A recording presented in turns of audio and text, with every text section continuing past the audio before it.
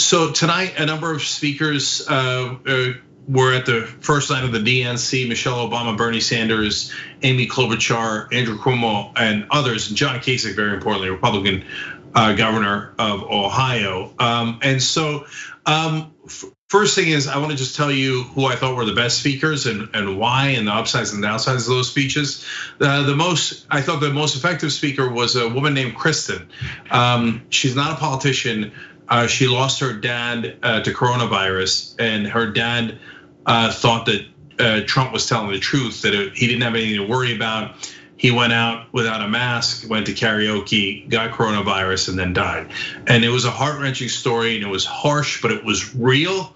And it was followed by an in memoriam to a great number of people, obviously, that were lost. Obviously, they couldn't begin to show you even a small fraction of it, because over 173,000 Americans are dead now. So I thought that was the best speech. I thought Bernie's speech was the second best, mainly because he talked about policy. So he mentioned things like ending private prisons and cash bail, which if you're a progressive, that's actual real progress and something to vote for in terms of the change that we might get. He was honest about their differences. But to me, he made the most compelling case, partly because I think this is the number one case. I thought it beforehand, and it's not because I'm a progressive and Bernie's a progressive. I just think it's the most rational case for voting for Joe Biden, which is that our democracy is in peril. It's not a joke. It's not hyperbole. It's absolutely real. I mean, you could see it even with the shenanigans that Trump is trying to pull on mail-in ballots and the post office and defunding and shutting everything down. If he can cheat to win, he will definitely cheat. If he can stay in office despite losing, he will definitely stay in office despite losing. And my God, if he wins, God help us all. I absolutely positively believe he'll end democracy. I thought that Bernie had by far the clearest clarion call on that. Maybe this one is because he's progressive, so he doesn't have to pull his punches. Whereas I think the establishment is still, feels like, oh, well, saying that might sound a little conspiratorial, and God, is that going to do damage to my career? Who cares about your career? The guy's looking to end democracy. Your hair should be on fire. So then Michelle Obama. So we'll get into more of these details in our live coverage, and John's going to come in with his thoughts in a second. But Michelle Obama was great. She was so fantastic that I can see now why people want her to get into politics. To me, it bothers me a lot when we assume that every successful politician then has to have a dynasty and every family member is part of the royalty and all of them have to run. It grates on every nerve I have. But she was so smart and gave such a better speech than the actual politicians tonight that you could see why people are clamoring for it. She says she hates politics. She repeated that in the speech tonight. Generally speaking, I hope that's true because I don't want her to get mired in that muck. But at the same time, it's my job to be honest with you guys. I know they can't do it, but I wish none of them would go on prompter.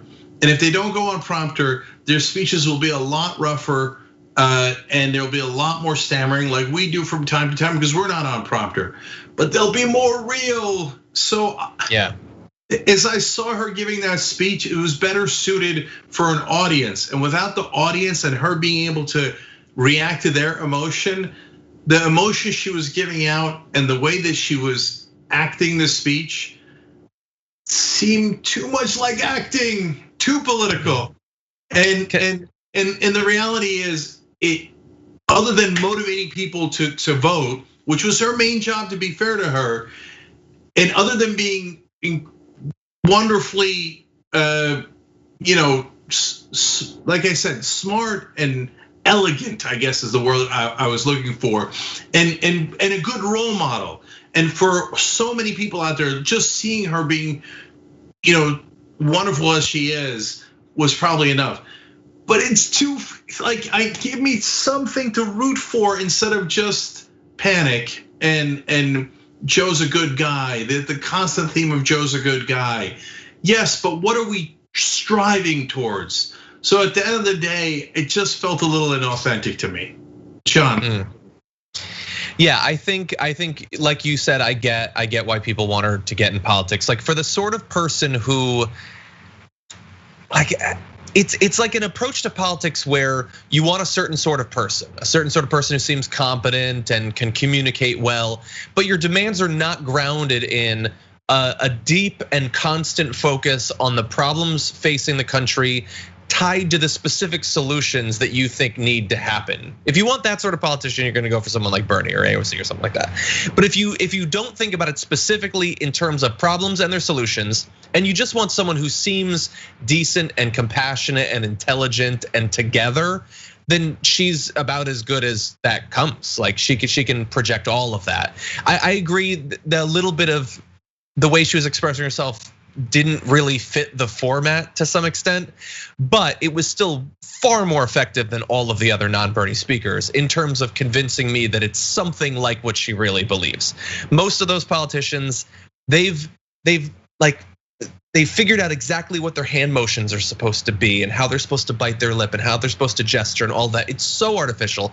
Hers, it's more emotion than she's really feeling. That's the extent to which it is artificial. She really does care about those things, but she's putting more into it, which is far better than listening to, Klobuchar's jokes or, God help us, Ted Cruz trying to pretend that he has human emotions. It's far more effective than that. It was still, for the most part, aside from a few references, like the rest of the speeches that we had, almost entirely absent policy considerations. There really wasn't much of that. And that's disconcerting because it's not like things aren't gonna be done under a Biden presidency. And if things are gonna happen, why aren't you talking about them? Why aren't you talking about your goals a little bit more? There's been a little bit of it, but not nearly enough. I would say that I think she was probably the most effective speaker tonight for what Biden and his group want to come of this sort of thing. And I think looking back, she'll probably be one of the best from the convention. Obviously, I preferred Bernie, but I think for the sort of thing they want, this is way more effective than a Klobuchar or a Whitmer or a Kasich or God knows who else, a Buttigieg, a Bloomberg. This is what they want. It's no coincidence that they had her as the big speaker to cap off the first night. Yeah, so look, I want to get into the specifics of the lines that Michelle Obama had, Bernie Sanders had, and so many others. And if you want to catch all that, if you're a member at tyt.com/join, you can get all this coverage anytime you want. If you're on YouTube, you can hit the join button below the video as an easy way to sign up for membership. And always tyt.com/go to keep us healthy and sustainable so we can do this coverage for you guys. But I want to finish the summary with a couple of thoughts here. Number one, John, I'll ask this in the form of a question. Do you remember a single thing that Amy Klobuchar or Gretchen Whitmer said? I know that Amy Klobuchar made a couple of jokes about Obama being Michelle's husband. I remember that joke. And there was some other joke about how Trump was gonna have to, well, you're still gonna have to submit your change of address form after November 3rd. Like there were a couple of those sort of jokes that she told, at all of the debates. Other than that, no, I don't think so. No, of course not. And so, by the way, I told them they should go off a prompter, be like real people. And then I have a massive sneeze in the middle of John's point, just to buttress my point. Anyways, okay, and that's my point. Klobuchar made a couple of, I guess, what are now, well, I don't know if I'm inventing this or this is super old, but mom jokes. So she made a couple of mom jokes, like I make dad jokes. They're awful. I hope my dad jokes are better than her mom jokes. Okay,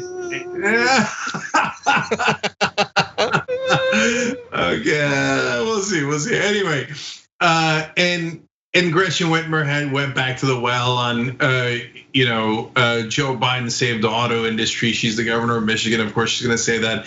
Biden had that famous line when they were up for re-election in 2012. Obama saved GM and killed Bin Laden, and they're going back to that well. But really, just a giant nothing burger from the other politicians, which then leads to probably the most relevant, not the best speech, but the most relevant line of the night, which is from John Kasich. So he's the Republican governor of Ohio that spoke. He obviously was in the presidential primaries last time around against Trump. He nearly won. He was in the top 3 with Trump, which was a little bit unexpected. So he did really well. So for him to switch over and support the Democratic nominee is kind of a big deal in politics. But the line I'm referring to is when he said, I know Joe and he won't turn sharp left. Oh boy. So that's the Republicans basically saying, look, remember, 0.5% of us are supporting you. So you owe us everything. And you better not do anything that's actually left wing or progressive. Otherwise you'll be betraying us and we made you president. That's point 1. And point 2 is if he later wants to run against Joe Biden, he could say, well, I mean, I didn't know he was gonna turn sharp left, but it turns out he turned sharp left. Yes. And so to me, that's the most disturbing line of the night, and one that I fear will echo the loudest. Because both establishment Republicans and establishment Democrats are incentivized to keep repeating that and having it ring in Joe Biden's ears. So I don't want it to be the most relevant line of the night, but I'm afraid it's going to be. Yeah, can I briefly say about Kasich? One of the things that bothered me the most is that I know that the Democrats they're just desperately hoping to find someone who seems like the old school, relatively moderate, generally from the Northeast sort of Republican, which was never really that common, and they were really not that nice to begin with, but they think that he's that sort of person. But the thing is, like when he gives a line like he did, where he's like, me and Joe, we disagree on things, but that's okay. That's America. We're not talking about, whether the corporate tax rate should be 26% or 26.5%. Kasich doesn't believe that women should have reproductive freedom. Like these are fundamental disagreements that have massive effects on people's lives. They're not small things. And the Democratic Party has routinely attacked Kasich and other Republicans for holding those positions. Those are not acceptable disagreements for us to have. Those are not around the margins of people's lives. Those cut to the core of people's lives and their ability to exercise their own choices over what form their life comes in. But because he's not Trump and because he doesn't like Trump, we'll just pretend that it's a small distinction. We'll pretend that we can all just get along. No, if more people like Kasich were in power, that would be a terrible thing for America. It might, in some philosophical sense, be better than more Trumps, but it's still horrendous. And I don't like those massive differences being whitewashed away because, hey, he doesn't like Trump and he's gonna make an ad for Biden. So, John, that is exactly right. And it actually goes to the very core of the theme of this first night. Almost every speaker talked about unity versus division. And that is both Biden's greatest strength and his greatest weakness. Because they, of course, talked about it in the context of strength. Biden is going to unite us. Look, we got Republicans, we got like Kasich, we got progressives like Bernie Sanders, we got establishment people like everyone else at the convention. And so he's going to be a uniter. And Donald Trump divided us with his racism and bigotry and attacks against women, etc. That is true. And that is a huge advantage for Joe Biden. It's a massive disadvantage for electing a racist like Donald Trump, right? So on that alone, that ends the conversation for me. But we give you the full context here. So the reality is, why is it also Biden's biggest weakness? Because the only way to paper over our real significant disagreements. John makes the easiest, the most clear and correct point, although there's 1,000 of these disagreements that are really, really important. But no, I don't agree with John Kasich. I believe women should control their own bodies. And you can't unify my position and Kasich's position. You just can't. You have to choose. And Biden doesn't want to choose. Again, a great strength of his is empathy. And boy, could we use that at a time where we have this monster in office that doesn't seem to have any empathy at all for anyone else. But the only way to unify us and Kasich and everyone in between is to do nothing, is to just keep the status quo going. And so then he washes his hands of it and goes, hey, I united everybody. I'm not a monster. And I brought competence back. A couple of people mentioned Joe believes in science. One, that's the lowest bar I've ever heard. Two, oh, thank God. It's actually super important to clear that bar. And this guy in office doesn't clear it. And that's the dark times that we live in. So I know what I'm getting with Joe Biden, and that is return to sanity. That is true.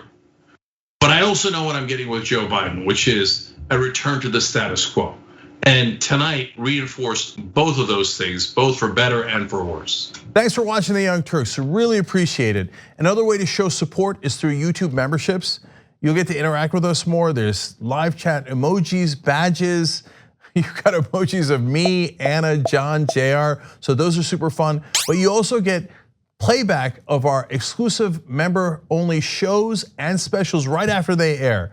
So all of that, all you gotta do is click that join button right underneath the video. Thank you.